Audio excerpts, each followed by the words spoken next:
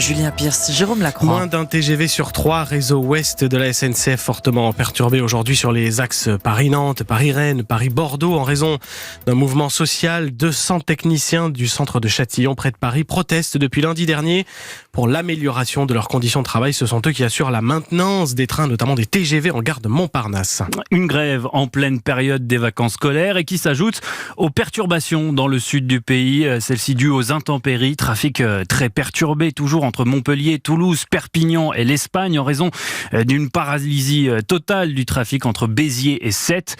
Possible retour à la normale lundi prochain, disait la SNCF, mais sur le chantier, on est bien plus pessimiste. Reportage Roman Oquet.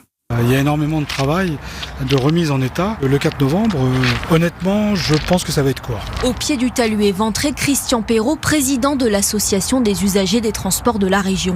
Des rails dans le vide, des caténaires penchés, des câbles à nu. Mais le ruissellement d'eau a aussi provoqué des dégâts invisibles, alerte cet ancien cheminot en charge de l'entretien des voies. Ça risque d'être long parce que qu'en est-il à l'intérieur de la plateforme ? Il peut se produire des vides, des mouvements de terrain qui ne sont pas visibles. Ça, on ne peut pas le programmer à l'avance. C'est quand les travaux vont se réaliser qu'on va pouvoir se rendre compte des effets exacts de ces événements. Des travaux qui ont commencé ce week-end. À 100 mètres de nous, des machines et une dizaine d'agents SNCF travaillent sur une autre portion endommagée. Un document interne recense au moins une vingtaine de brèches concentrées sur 2 km de voies. Vu l'état, ce ne sera jamais prêt le 4 novembre, avance une source sur le chantier. Une date établie le soir des intempéries.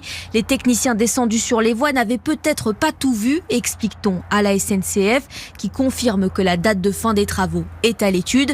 Les syndicats misent sur le 15 novembre pour un retour à la normale.